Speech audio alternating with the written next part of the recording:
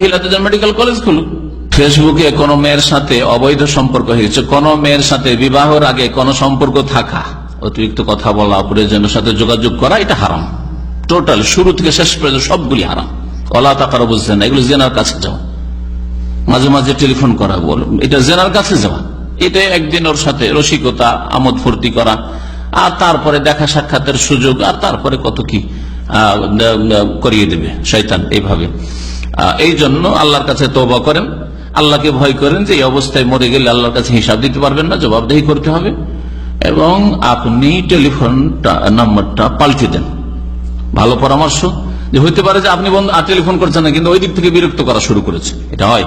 কারণ ও তো ফেসে গেছে, জালে ফেসে গেছে। আর মহিলা তো আরো দুর্বল মনের দিক থেকে, সুতরাং ও একবার যে জালে ফেসে গেছে, আবু জান বাঁচছে না ওর। আর এই ইশকের রোগ, এটাকে বলা হয় আরবি ভাষায় ইশক, প্রেমের ব্যাধি, মারাত্মক ব্যাধি। এতে মানুষকে সর্বনাশ করে দেয়। আর মহিলারা, মেয়েরা এই ক্ষেত্রে বেশি দুর্বল। সেই জন্য আপনি আপনার টেলিফোন চেঞ্জ করে দেন, যোগাযোগ বন্ধ করে দেন, বা ফেসবুকের আপনার ওইটা ক্যান্সেল করে দেন, ক্লোজ করে দেন, যাতে করে আপনার সাথে আর যোগাযোগ না করতে পারে। আল্লাহর কাছে তওবা করেন। 2-4 দিন কষ্ট হবে, আর যখনই কষ্ট হবে, ঘুম আসছে না, বেশি বেশি জিকির আজকার করেন, বেশি বেশি তওবা ইস্তেগফার করেন, আল্লাহকে ডাকেন, কোরআন তেলাওয়াত করতে থাকেন। দেখবেন যে 2-4-10 দিন পরে অন্তর থেকে সেটা মুছে যাবে। অন্তর থেকে এই অবৈধ হারাম প্রেম মুছে যাবে, থাকবে না। প্রথম দিকে কষ্ট হয়। যে কোনো বদ অভ্যাস থেকে মুক্ত হলে প্রথমে কষ্ট হয়। যে কোনো বদ অভ্যাস ছাড়তে হলে প্রথমখানে কষ্ট হয়। ধূমপান ছাড়েন, জর্দা ছাড়েন, যে কোনো খারাপ অভ্যাস ছাড়েন। এমনকি ভালো অভ্যাস ছাড়তেও কষ্ট হয়। চা খাও সকাল বিকাল চা খাওয়া যদি অভ্যাস থাকে, আর হঠাৎ চা খাবো না, মাঝে মাঝে একটু পেরেশানি লাগবে যে কি রে, ক্লান্ত যেন হয়ে যাচ্ছে।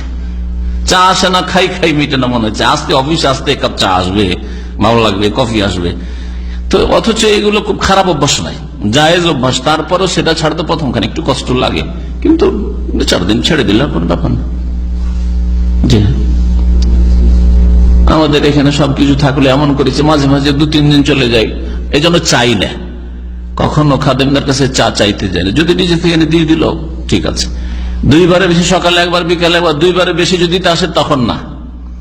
আর চাই না, 2-3 দিন চাইও না, কখনো চাই না। কারণ চাইলে অভ্যাস হয়ে যাবে ডেলি। তখন মনে হবে যে না, আসর পরে এসে যেন ভালো লাগছে না, সকালে এসে যেন ভালো লাগছে না। এই জন্য ওই রাস্তায় বন্ধ। জায়েজের ক্ষেত্রে এরকম করে, যাতে করে নিজেকে কন্ট্রোলে রাখা সম্ভব হয়। হ্যাঁ, নফসের গোলামি না করে, নিজের গোলামি নিজে না করে আল্লাহ পাকের গোলামি করতে অভ্যস্ত হন, দেখবেন পাপ থেকে মুক্ত হয়ে যেতে পারবেন।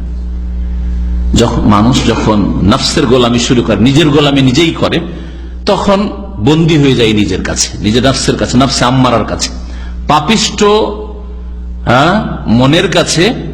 তখন সে গোলাম হয়ে যায়, বন্দী হয়ে যায়, ছুটতে পারে না। আর ছাড়তে পারবো না ওই মেয়েটিকে, আমি এর থেকে আমি আর মুক্ত হইতে পারবো না।